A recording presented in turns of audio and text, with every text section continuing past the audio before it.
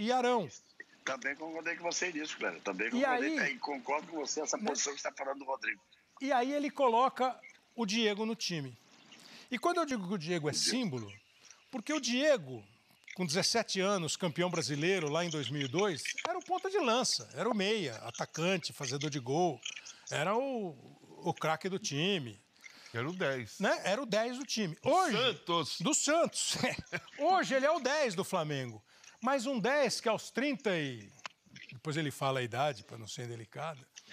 Ele foi jogar numa posição...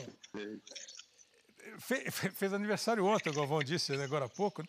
Ele joga numa posição que exige correr, pensar, marcar, chegar na área. E eu acho que isso foi uma sacada e tanto. Então, assim, eu diria que ele foi o símbolo. Mas acho que já enchi muito sua bola, né, Diego, por um programa, né? Obrigado pela presença. Cara. Está aceito aí os elogios. Pô, muito obrigado, boa noite a todos. É um prazer estar aqui com vocês. Realmente uma seleção aí. E é um prazer estar aqui. Fico muito feliz. Eu disse para pessoas mais próximas, né? É o melhor momento que eu vivo da minha vida, profissional e pessoal também. Estou com 2 filhos maravilhosos, minha esposa está grávida de uma princesinha, que era meu sonho também. Campeão brasileiro, como você falou, quase 20 anos depois daquele título com o Santos em 2002, onde eu era, como você bem disse, um meia.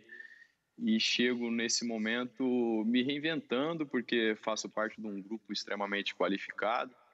Na minha opinião, nós temos o melhor grupo, não só do Brasil, mas da América Latina. Isso não garante vitória, isso não quer dizer que um time será forte. Será forte se nós trabalharmos bem, com humildade, se a gente estiver organizado. Do contrário, teremos muitas dificuldades.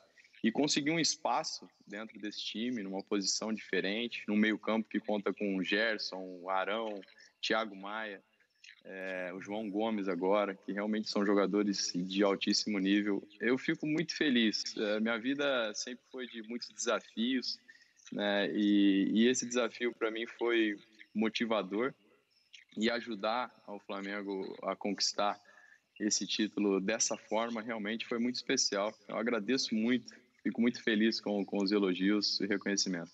Para soltar o time aqui, eu quero saber o seguinte: você foi campeão 3 ou 4 vezes brasileiro? 4 vezes. 4 vezes. 4 vezes. Você é 2004, então você está no time de 2004, então. Estou no time de 2004, se eu não me engano fiz 6 gols, então disputei quase metade do campeonato, está no currículo, Kleber. Não, quase metade do campeonato eu me rendo. Como é que não estaria? Como é que não estaria? Isso foi uma brincadeira que a gente fez no programa. Diego, seja bem-vindo, parabéns. Parabéns pelo aniversário ontem. Eu sei quantos anos você completou, se você quiser dizer. Se você quiser dizer... 36 anos, logo. Você diz, com o maior prazer, 36, cara. Eu acho que você tem que falar com muito orgulho, que você está numa forma física excepcional, cara. Você está num momento realmente excepcional. E quanto a isso que o Kleber falou, eu também concordo, porque eu cheguei a dizer num certo momento, o Rogério, que eu acredito muito, em que eu disse quando ele foi entrevistado aqui, ainda vejo o Rogério um dia técnico da seleção brasileira, no futuro, e eu disse, talvez está entregando menos do que a gente pudesse imaginar. Eu acho que você simboliza essa mudança, porque no momento em que ele traz o Arão para formar uma dupla de zagueiros altamente técnica, com o Rodrigo Caio, com o Arão e com o Rodrigo Caio, uma saída de bola com eles dois, com o Felipe Luiz, e você entra ali, é a mão do Rogério Ceni, é a marca do Rogério Ceni e a mão do Rogério Ceni nesse time, na virada e nessa escalada que pelo conjunto da obra levou vocês ao título.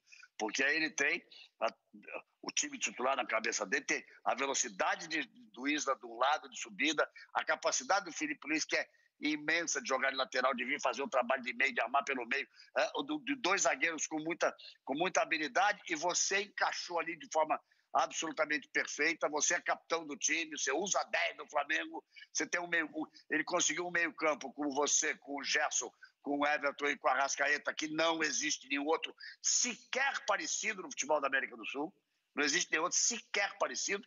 Então você passa a ser essa mexida. É onde pesa a mão do Rogério Ceni nesse momento, e quero te dar parabéns, cara, e a forma como você tem se aplicado nos jogos, e a forma como você é um volante diferente, não é um volante de marcação, você é volante e armador ao mesmo tempo, você continua sendo meia, fazendo o papel de vir buscar aqui atrás, de aparecer lá na frente. Parabéns a você. E o Kleber acertou mesmo, você ficou sendo para mim, essa volta do Arão aqui e a sua entrada no meio, a mão do Rogério nessa mudança que ele conseguiu fazer no time do Flamengo. Não sei se você vê assim também. Muito obrigado, Galvão. Realmente isso aconteceu, vou até compartilhar com vocês uma conversa de bastidores, né? Mas o que eu falei para o Rogério, eu disse para ele, falei, parabéns por todo o seu trabalho, porque quando precisou de ter coragem, você teve. Um momento delicado durante a temporada, que ele tinha que tomar uma decisão drástica, né? E ele tomou. E de fazer mudanças táticas, mudanças de jogadores também. Nós temos, como eu disse, um elenco muito qualificado e isso é maravilhoso, mas também é uma dor de cabeça, né? Saudável para o treinador. E no momento que precisou, ele tomou essa decisão. E eu fiz aquele jogo do Ceará, realmente foi um jogo muito importante por tudo que aconteceu dentro de campo e nos bastidores também. Foi um dos momentos importantíssimos nossos na temporada. E aquele jogo eu entrei, né? Fui bem nesse jogo. O próximo seria contra o Goiás. O Gerson estava suspenso e ele me colocou para jogar no lugar do Gerson. E realmente nosso time jogou muito bem. Eu fui muito bem nesse jogo e depois ele estava muito feliz. Nós ganhamos de 3-0. E aí ele me deu um abraço e falou: jogou muito bem, mas e agora? O que eu faço? Porque eu vou ter que tomar uma decisão. Então, nesse momento, ele sabia que algo ele tinha que fazer e fez. E eu acredito que deu muito certo. Eu agradeço a ele pela confiança, obviamente. Fui aprendendo. O Ilharão, por exemplo, Felipe Luiz, Rodrigo Caio, jogadores que me ajudaram muito a entender melhor essa posição. Por mais que é um meio campo, eu já entendo, mas realmente na prática é diferente da ação muitas vezes.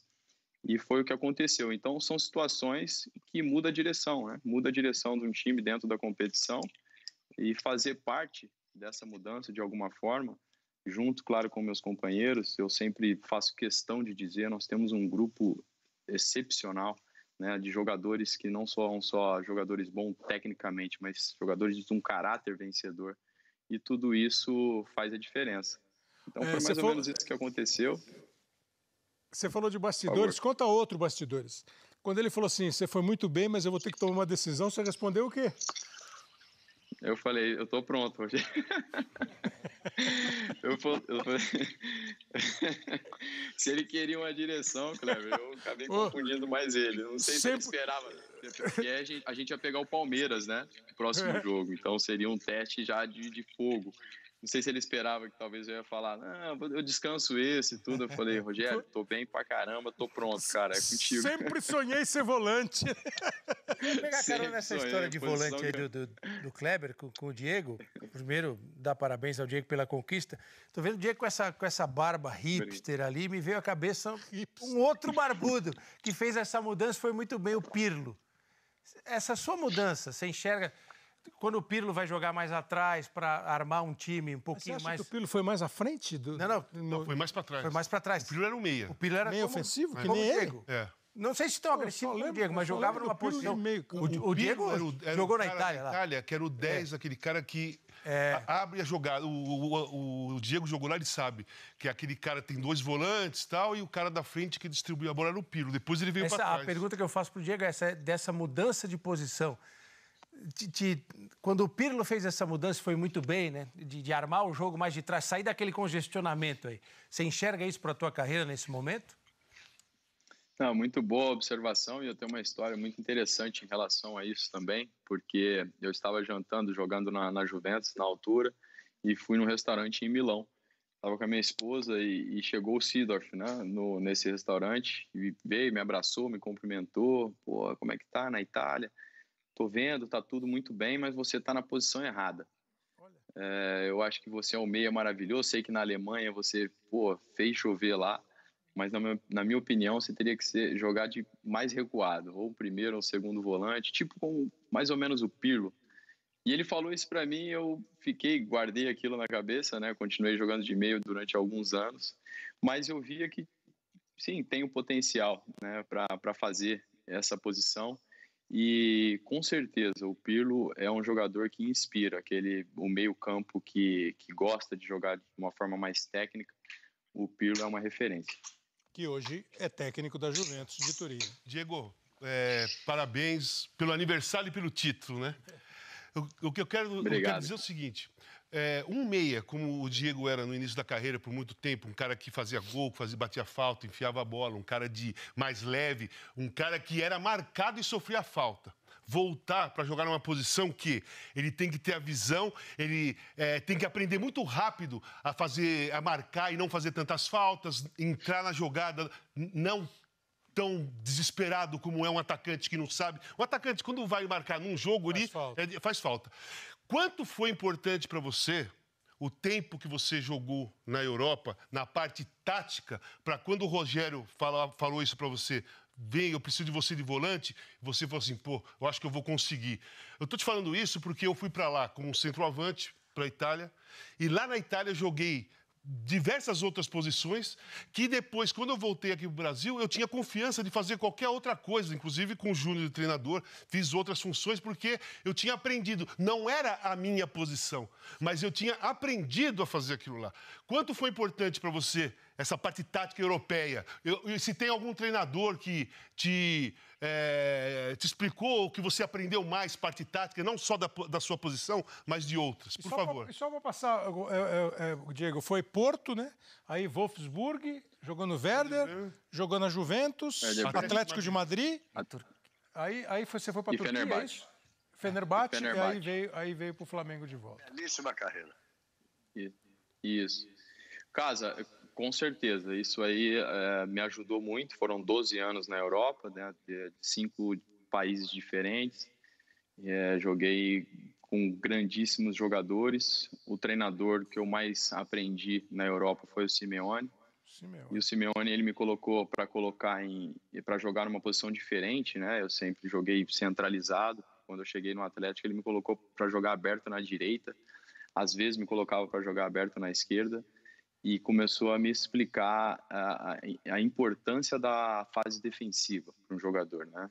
E eu não deixava de me divertir. O Simeone tem essa fama, realmente, às vezes assistir jogo do Atlético de Madrid, né, para quem gosta de um futebol mais ofensivo, é desagradável, mas para aquele que trabalhou com ele, sabe que faz muito sentido, né, a equipe ser forte defensivamente. Ele falou, eu não estou preocupado com a qualidade de vocês, quando a gente tiver a bola, naquela altura era eu, Falcão, Arda Turan, jogadores que tinham muita qualidade, Diego Costa, e ele falou, não estou preocupado com quando vocês tiverem a bola, estou preocupado quando não tem. Então vocês têm que se posicionar, entender que a bola não pode entrar entre linhas, você tem que fechar a diagonal do teu companheiro. E toda aquela aula que ele dava para a gente, eu falava da minha posição, mas também falava do meio campo, falava o posicionamento de cada um ali dentro. E tudo isso me fez aprender. E dessa forma foi me dando uma noção muito maior. E tem o fato também na Europa, apesar que nós brasileiros, eu vejo uma evolução muito grande no futebol brasileiro, mas ainda assim na Europa existe uma cobrança maior pela parte tática, né? O jogador, depois do treinamento, daquilo que foi combinado, a cobrança entre esses jogadores para que seja cumprido o que foi treinado é muito grande, e isso faz com que todos estejam bem concentrados nesse aspecto. O jogador brasileiro faz isso na Europa com mais boa vontade do que aqui, Diego? Se aqui acontecer isso que você falou, o cara pode sofrer uma resistência maior ou é uma falsa impressão? Kleber, o que eu vejo que nós temos que melhorar no nosso futebol começa na categoria de base. Eu vejo que os jogadores que se destacam, eles têm a permissão de uma certa irresponsabilidade tática. E depois, como decidem jogos com a qualidade técnica, né, não é tão cobrado desses jogadores para que eles cumpram essa função tática. Tem exceções, mas no geral, essa é a minha opinião, o que eu vejo. E quando chega no profissional, iguala. Então já não consegue decidir tanto de forma técnica, tem que ser respeitado, porque no futebol de hoje, se 1 ou 2 jogadores não cumprem a função tática, existe um desequilíbrio muito grande. Hoje no Flamengo, realmente existe essa cobrança constantemente. Acho que todos os treinos tem sempre um debate ou outro, jogadores que ficam depois do treino ali reunidos para falar da parte tática, e isso tudo faz com que desenvolva, né, esse entendimento de cada jogador. Caio, Veraldo? Diegão, não só pelo aniversário e pelo título, mas para... Tudo bom, amigo? Parabéns pela carreira, cara. Ninguém joga na Europa e com protagonismo, ninguém conquista tanta coisa como você conquistou se não tiver personalidade e qualidade. Você tem os dois. Você sempre se pronunciou, sempre se expressou muito bem. E muitas vezes vocês têm uma leitura de dentro, no dia a dia, diferente de nós que acompanhamos os jogos, mas não vivemos o dia a dia das coisas que acontecem aí dentro do centro de treinamento. Todo mundo aqui, acredito que entenda que o Flamengo é o melhor time do Brasil. Individualmente, é o time que tem mais jogadores que podem decidir. Aqui, apenas com ele e uma conexão com a internet, eu faço vendas todos os dias quase que no piloto automático. Inclusive, dá uma olhadinha nos meus resultados do ano passado. Eu filtrei do dia 1º de janeiro de 2020 até o dia 31 de dezembro de 2020. E como você pode ver aqui, eu fiz mais de 1,5 milhão em vendas, mais de 1,5 milhão em comissões, trabalhando 100% online. Você quer aprender como que eu faço isso? Então clica no link aqui embaixo desse vídeo e vem comigo.